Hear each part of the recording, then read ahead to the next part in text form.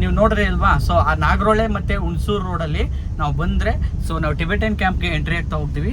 So ಆ entry ಆದಾದಮೇಲೆ next same ನಾವು ನಿಮ್ಗೆ ತೋರಿಸಿದಂತಹ ಕ್ಯಾಂಪ್ ರೋಡಲ್ಲಿ ಬಂತು ಅಂತಂದರೆ ಸೊ ನಿಮಗೆ ಎರಡು ಪ್ರಖ್ಯಾತಿಯಾಗಿರುವಂತಹ ಗುರುಪುರದಲ್ಲಿ 2 ವಿಹಾರಗಳಿದೆ, ಬೌದ್ಧ ವಿಹಾರಗಳು. ಸೊ ಆ ಬೌದ್ಧ ನಾಗರೋಳೆ ರೋಡಿಂದ ಬಂದರೆ ಸೊ ನಮಗಿಲ್ಲಿ ಒಂದು ವೆಸ್ಟರ್ನ್ ಯೂನಿಯನ್ ಅಂತ ಒಂದು ರೆಸ್ಟೋರೆಂಟ್ ಕಾಣಿಸುತ್ತೆ ಮತ್ತು ಎಂಟರ್ಪ್ರೈಸಸ್ ಅದು. ಸೊ ಅಲ್ಲಿ ನಾವು ಬಲಗಡೆಗೆ ಲೆಫ್ಟ್ಗೆ ಹೋಗಬೇಕು. ಲೆಫ್ಟ್ಗೆ ಹೋಯ್ತು ಅಂತಂದರೆ ಒಂದು ಪ್ರಖ್ಯಾತಿವಾದಂತಹ ಒಂದು ಬೌದ್ಧ ವಿಹಾರಗಳನ್ನು ಕೂಡ ನಾವು ನೋಡ್ಬೋದು. ನೋಡಿ ಇಲ್ಲಿ ಕಾಣಿಸ್ತಿದೆ ನಿಮ್ಗೆಲ್ರಿಗೂ ಕೂಡ. ಸೊ ಇವ್ರದೇ ಆದಂತಹ ಶೈಲಿಯಲ್ಲಿ ನಿರ್ಮಿಸ್ಕೊಂಡಿರುವಂತಹ ಬೌದ್ಧ ವಿಹಾರಗಳಾಗಿರ್ಬೋದು. ಮತ್ತು ನೋಡಿ ರೋಡು ಕೂಡ ಅಷ್ಟೇ ತುಂಬ ಕ್ಲೀನ್ನೆಸ್ ಆಗಿದೆ. ಸೊ ಇದೇ ಥರ ಸ್ಟ್ರೈಟ್ ಹೋಯ್ತು ಅಂತಂದರೆ ಸೊ ಗುರುಪುರಕ್ಕೆ ರೀಚ್ ಆಗ್ತೀವಿ ನಾವು.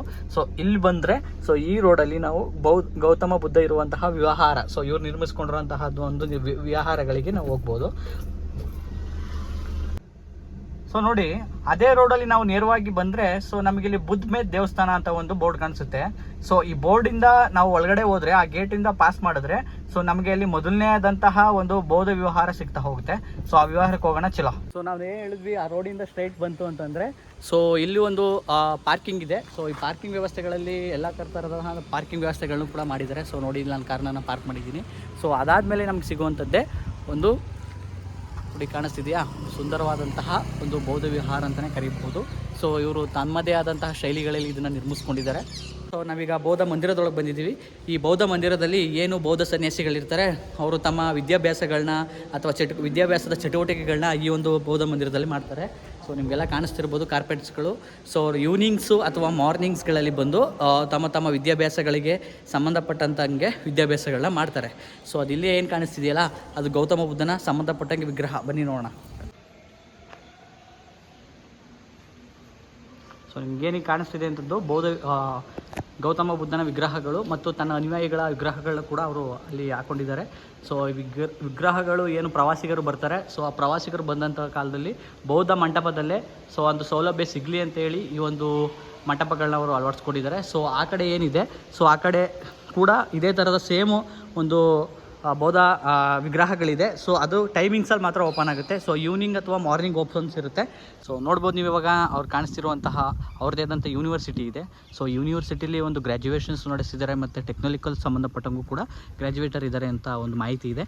ಸೊ ನೋಡಿ ಅವ್ರದ್ದೇ ಆದಂತಹ ಅವ್ರದ್ದೇ ಶೈಲಿಯಲ್ಲಿ ನಿರ್ಮಿಸಿಕೊಂಡಿರುವಂತಹ ಒಂದು ಕೆಫೆ ಅಂತಲೇ ಹೇಳ್ಬೋದು. ಸೊ ನನ್ನ ಅಬ್ಸರ್ವ್ ಮಟ್ಟಿಗೆ ಸೊ ಸುತ್ತಮುತ್ತ ಇಂಥ ಒಂದು ಹೈಜೆನಿಕ್ ಕೆಫೆನ ನಾನು ಎಲ್ಲೂ ನೋಡಿಲ್ಲ. ಸೊ ನೋಡ್ಬೋದು ನೀವು ಇವಾಗ ಎಷ್ಟು ಹೈಜೆನಿಕ್ಕಾಗಿ ಮೇಂಟೈನ್ ಮಾಡಿದ್ದಾರೆ ಅಂತ. ಸೊ ಅಷ್ಟೇ ಜೆನ್ಯೂನಾಗೂ ಕೂಡ ಪ್ರೈಸಸ್ಗಳಿರುತ್ತೆ ಇಲ್ಲಿ.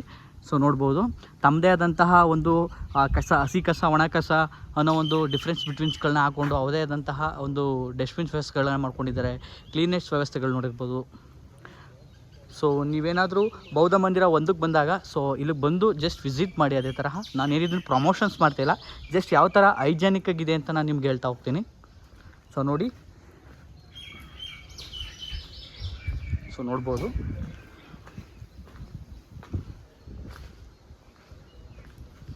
ಸೊ ತುಂಬಾ ಅದ್ಭುತವಾಗಿದೆ. ಸೊ ಏನದು ಅವ್ರದ್ದೇ ಆದಂತಹ ಟೆಕ್ನಿಕಲ್ ಯೂನಿವರ್ಸಿಟಿ ಇದೆಯಲ್ವಾ ಅದರ ಆಪೋಸಿಟೇ ಇರುವಂತಹ ಕೆಫೆ ಆಗಿದೆ ಇದು. ಸೊ ತುಂಬ ಜೆನ್ಯೂನಾಗಿ ಪ್ರೈಸಸ್ಗಳಲ್ಲಿ ಫಿಕ್ಸ್ ಆಗ್ತಾ ಹೋಗುತ್ತೆ. ಸೊ ಅಷ್ಟೇ ಚೆನ್ನಾಗೂ ಕೂಡ ಸರ್ವಿಸಸ್ ಇರುತ್ತೆ ಮತ್ತು ಫ್ರೀ ವೈಫೈ ವ್ಯವಸ್ಥೆಗಳು ಕೂಡ ಇವರು ಕಸ್ಟಮರ್ಸ್ಗೆ ಪ್ರೊವೈಡ್ ಮಾಡ್ತಾಯಿದ್ದಾರೆ. ಇವಾಗ ಎಲ್ಲರೂ ನೀವು ಕೂಡ ಬೌದ್ಧ ಮಂದಿರ 1ನ್ನ ನೋಡಿದ್ರಿ. ಸೊ ನೆಕ್ಸ್ಟ್ ಬೌದ್ಧ ಮಂದಿರ 2ನೇದಕ್ಕೆ ಹೋಗಲಿಕ್ಕೆ ನಮಗೆ ದಾರಿ ಏನಪ್ಪ ಅಂದರೆ ನೋಡಿ ಇಲ್ಲೇ ಕಾಣಿಸ್ತಿದೆ. ಸೊ ನೀವು ಇಲ್ಲಿ ಬಂದಾಗ ಸೊ ಅಲ್ಲಿ ಈ ದಾರಿಯಲ್ಲಿ ಹೋದರೆ ನಿಮಗೆ ಬೌದ್ಧ ಮಂದಿರ 2ಕ್ಕೆ ಹೋಗ್ಬೋದು. ಸೊ ಬನ್ನಿ ಲೆಟ್ಸ್ ಗೋ, ಬೌದ್ಧ ಮಂದಿರಕ್ಕೆ ಹೋಗೋಣ.